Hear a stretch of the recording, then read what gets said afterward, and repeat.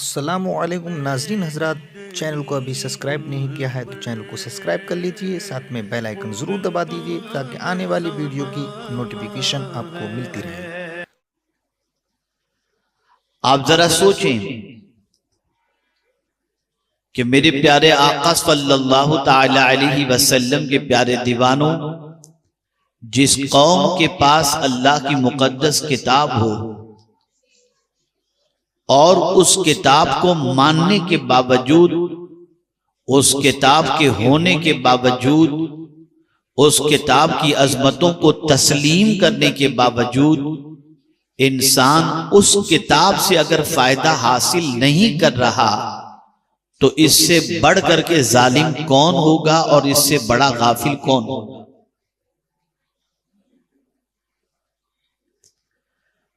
آپ ذرا اندازہ لگائیں، اس کتاب کی ابتدائی کے اندر رب قدیر اس کتاب کی عظمت کو بیان کر رہا ہے۔ ذالک الکتاب لا ریب فیہ، وہ بلند رتبہ کتاب جس میں کوئی شک کی گنجائش نہیں۔ خود رب قدیر جل جلالہ اس کتاب کے حوالے سے فرماتا ہے بلند رتبہ کتاب۔ اور تاریخ کے اوراق اگر آپ الٹ کر کے دیکھیں تو آپ کو پتہ چلے گا، جب تک اس کتاب کے دامن کو مسلمانوں نے تھامے رکھا، مسلمان کبھی زوال پذیر نہیں ہوا، اور جب اس کتاب کے دامن کو مسلمان نے چھوڑ دیا، مسلمان زوال پذیر بھی ہوا، تباہی اور بربادی کے دہانے پر بھی پہنچا۔ اور اگر میں یہ کہوں تو غلط نہ ہوگا کہ موجودہ دور کے اندر چلنے کے بے ڈھنگے پن سے لے کر کے بات کرنے کے بے ڈھنگے پن میں اگر مسلمان گرفتار ہے تو اس کی سب سے بڑی وجہ یہ ہے کہ اس نے اللہ کی کتاب سے فائدہ نہیں اٹھایا اور اللہ کے رسول صلی اللہ علیہ وسلم کی احادیث سے فائدہ نہیں اٹھایا۔ قرآن اللہ کی وہ کتاب ہے جو صرف زمین کے اوپر چلنے کی تعلیم نہیں دیتا، نہ آداب سکھاتی ہے یہ کتاب، بلکہ یہ کتاب زندگی میں پیش آنے والے ہر مسئلے کے سلسلے میں رہنمائی کرتی ہے۔ تجارت کرنی ہو تو کیسے کریں، ملازمت کرنی ہو تو کیسے کریں، ماں باپ سے ملاقات کرنی ہو تو کیسے کریں، ان کے آداب کو بجا لائیں تو کیسے بجا لائیں، ان سے بات کریں تو کیسے کریں، اولاد کی تربیت کریں تو کیسے کریں، معاشرے کو اچھا بنا کر رکھنا چاہیں تو کیسے رکھیں۔ ہر چیز کے سلسلے میں اللہ کی یہ کتاب رہنمائی کرتی ہے، اور جو اس کتاب کی رہنمائی میں چلتا ہے وہ کبھی بھٹک نہیں سکتا۔ آج ہماری قوم واٹس ایپ کے میسج کے ذریعے تو اپنا دین سمجھنے کی کوشش کر رہی ہے۔ کوئی بھی میسج بھیج دے، کسی بھی قسم کا دینی میسج بھیج دے، بغیر کسی تحقیق کے فوراً اسے فارورڈ بھی کر دیا جاتا ہے، اسے مان بھی لیا جاتا ہے اور اس پر عمل بھی شروع کر دیا جاتا ہے۔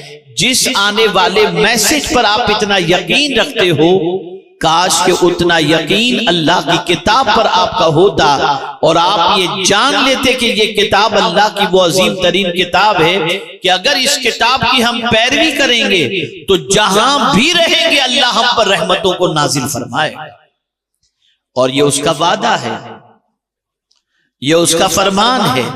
وَهَذَا كِتَابٌ أَنزَلْنَاهُ مُبَارَكٌ فَاتَّبِعُوهُ وَاتَّقُوا لَعَلَّكُمْ تُرْحَمُونَ۔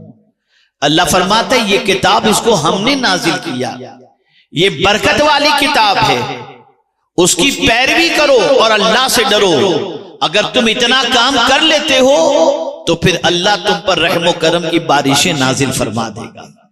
اے رسول اعظم صلی اللہ تعالی علیہ وسلم کے دیوانوں، آپ ذرا دیکھیں، صحابہ کرام علیہم الرضوان کی حیات طیبہ کا مطالعہ کریں تو آپ کو پتہ چلے گا کہ وہ اللہ کی کتاب پر کس طریقے سے عمل پیرا تھے، اور اللہ عز و جل کے فرمان کو پیش نظر رکھتے ہوئے اپنی زندگی کو قانون الہی کے سانچے میں کس طریقے سے ڈھالتے تھے۔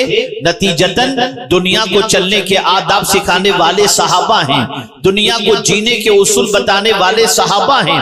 अल्लाह के रसूल सल्लल्लाहु अलैहि वसल्लम की हयात तैयबा, अल्लाह के रसूल सल्लल्लाहु अलैहि वसल्लम के नक्शे कदम पर चलने वाले सहाबा और औलिया ने पूरी दुनिया को मिजाज अता फरमाया, पूरी दुनिया को चलने का ढंग अता फरमाया, जीने के उसूल अता फरमाए। लेकिन मैं देख रहा हूं अब हमारी कौम की निगाहों के अंदर हीरो बस गए। आज हमारी कौम की निगाहों के अंदर आप देखें तो यूट्यूबर बस गए। उन लोगों को दुनिया ने अपनी निगाहों में बसा लिया और उनके जैसी जिंदगी गुजारने पर आज का इंसान फख्र महसूस कर रहा है।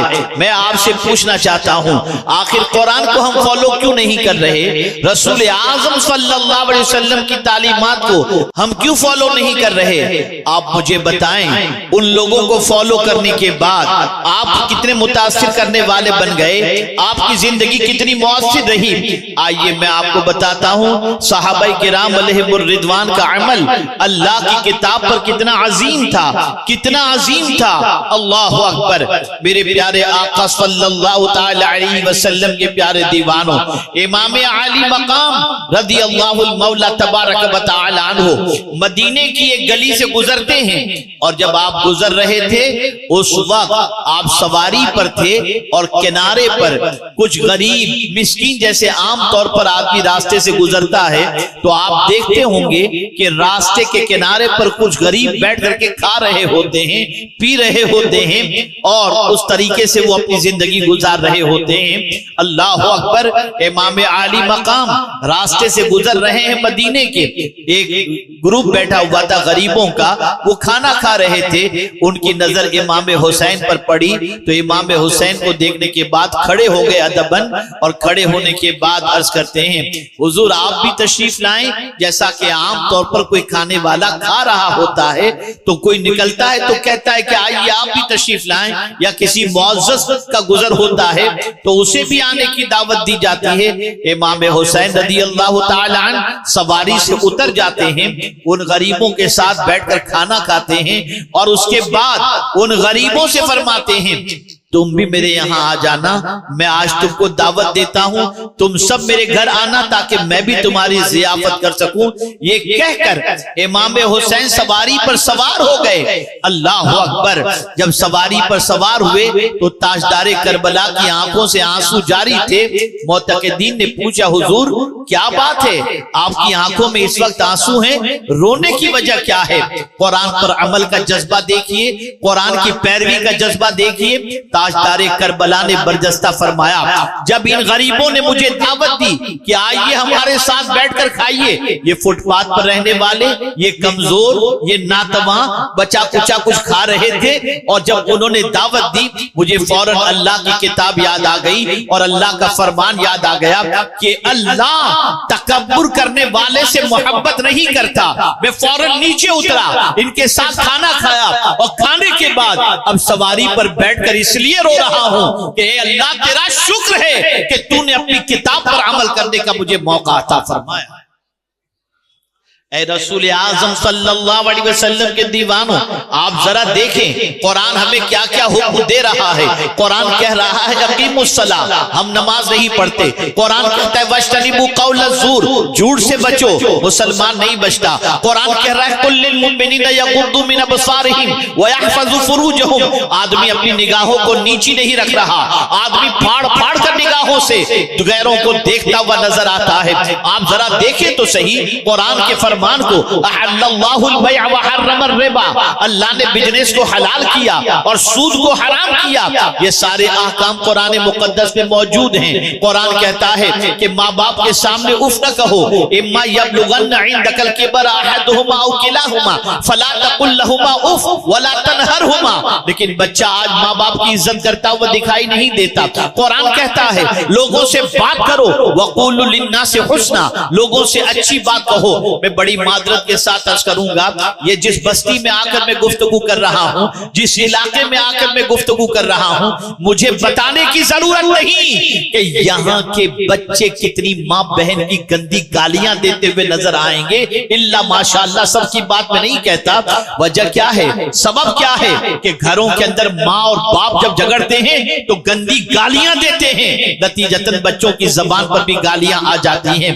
آپ ذرا سوچو، غربت کی چکی میں پیسے جانے والے علاقوں کے اندر دین کی پوزیشن یہ ہے کہ اللہ کے فرمان کے خلاف زندگی گزر رہی ہے، طبیعت کے مطابق زندگی گزر رہی ہے، گانے باجے تماشوں میں زندگی گزر رہی ہے، نماز ترک کرنے میں زندگی گزر رہی ہے، ڈرگز سپلائی کرنے میں زندگی گزر رہی ہے، شراب اور جوے کے اڈے میں زندگی گزر رہی ہے۔ اللہ ماشاءاللہ سب ایسے نہیں۔ اگر آپ چاہتے ہو کہ حالات بدل جائیں، مزاج بدل جائے، اللہ عز و جل کامیابی سے ہمکنار فرمائے، تو آپ کو بہت زیادہ کچھ کرنے کی ضرورت نہیں۔ جو کچھ قرآن کہتا ہے اس پر عمل کرو، جس سے بچنے کا حکم دیتا ہے اس سے بچو، اور حضور جو دے رہے ہیں اسے قبول کرو، جس سے منع کر رہے ہیں اس سے باز آ جاؤ۔ تمہاری دنیا بھی سنور جائے گی اور تمہاری آخرت بھی سنور جائے گی۔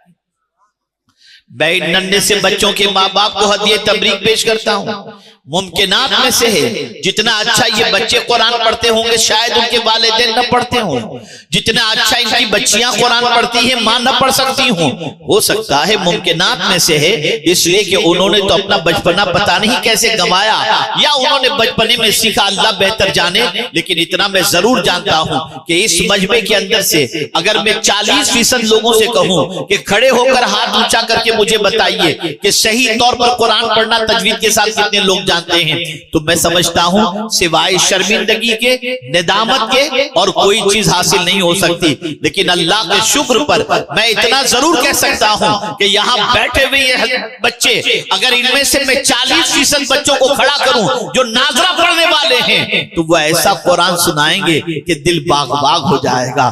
رسول اعظم صلی اللہ تعالی علیہ وسلم کے دین کی پیروی کی بنیاد پر اور حصول علم کی بنیاد پر ان کی طبیعت، ان کا مزاج، ان کی سوچ پاکیزہ بنتی چلی جائے گی۔ آپ اپنے بچوں کو ان مکاتب کے اندر بھیجیں۔ ہم کبھی یہ نہیں کہتے کہ آپ دنیاوی ایجوکیشن نہ سکھاؤ، لیکن یہ ضرور کہیں گے کہ دین کو پرائرٹی دو، نماز سکھاؤ، قرآن سکھاؤ، کلمہ سکھاؤ، مورل ایجوکیشن سکھاؤ، ماں باپ کا ادب سکھاؤ، پڑوسیوں کے حقوق سکھاؤ، ملک کا ادب سکھاؤ، ملک کے اندر کیسے رہنا چاہیے سارے طریقے سکھاؤ۔